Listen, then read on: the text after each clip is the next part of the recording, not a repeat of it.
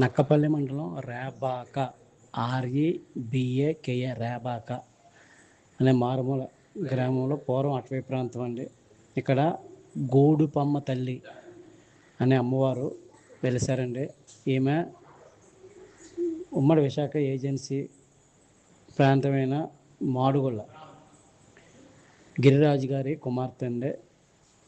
తండ్రితో కలిపి నక్కపల్లి మండలం రాజీపేట తీరానికి మాఘ పౌర్ణమిలో స్నానానికి వస్తూ ఇక్కడ దట్టమైన అటవీ ప్రాంతం పచ్చని వనాలు ఉండడంతో రిటర్న్ ప్రయాణంలో ఈ వాతావరణం బాగా నచ్చి ఇక్కడ ఉండిపోయారు.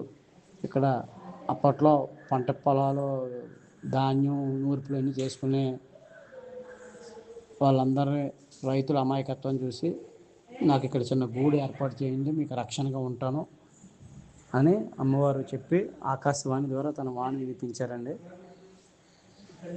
అప్పటి నుంచి కూడా గూడు పమ్మ చిన్న గూట్లో పెట్టారు ఫస్ట్. ఆ తర్వాత దినదిన ప్రవర్ధమానమే ప్రస్తుత మాజీ సర్పంచ్ గొట్టుముక్కల శ్రీహరిరాజు గారు వాళ్ళ నాన్నగారు కూడా అమ్మవారి విగ్రహాన్ని తయారు చేయించారు. రాతి విగ్రహాన్ని అమ్మవారు వెలిసిన పాదాలు కూడా ఇక్కడ ఉన్నాయండి. ఆ తర్వాత 2025 ఫిబ్రవరి 7వ తేదీన ఫిబ్రవరి 8న ఈ పునర్నిర్మించిన ఆలయాన్ని ప్రారంభించారు సారు. ఈ ప్రాంత ప్రజలకు ఈ వనదేవతకి ఈ తల్లి ప్రకృతి పచ్చని వనాల మధ్య అలరారుతూ ఉంటుంది.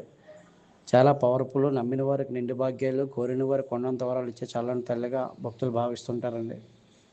ఈ అమ్మవారికి ఆదివారం, మంగళవారం చాలా ఇలవేల్పండి.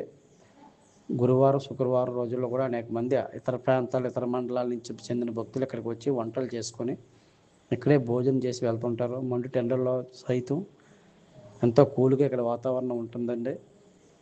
ప్రతి 2 సంవత్సరాలకు ఒకసారి అమ్మవారి జాతర జరుగుతుందండి, గూడుపమ్మ తల్లి. ఆ జాతర కోసం 20 కిలోమీటర్లు నడిచెళ్ళి ఊరంతా దాదాపు 70 నుంచి 80 అడుగులు పొడవైన స్తంభాలు తెస్తారండి. పెద్ద వృక్షాలు ఉన్నటువంటి చెట్లు తెచ్చి నాటి ఆ పండగ రోజు తెల్లవారుజామున స్తంభాలు నాటి అమ్మవారికి ఊయలు కడతారు. మరలా పొద్దునకి ఆ స్తంభాలు నరికేస్తారు సార్. అంత పవర్ఫుల్ తల్లి. ఇటీవల కాలంలో భక్తుల సంఖ్య రావడం బాగా పెరిగింది. నవదుర్గలో అష్టాదశ శక్తిపీఠాల తాలూకు విగ్రహాలతో నమూనాలతో విశాలమైన ఆలయాన్ని పునర్నిర్మించారు సార్. ఈ ఆలయం నిర్మించేటప్పుడు చెట్లు కానీ కొమ్మలు కానీ ఎక్కడ కూడా కొట్టలేదండి.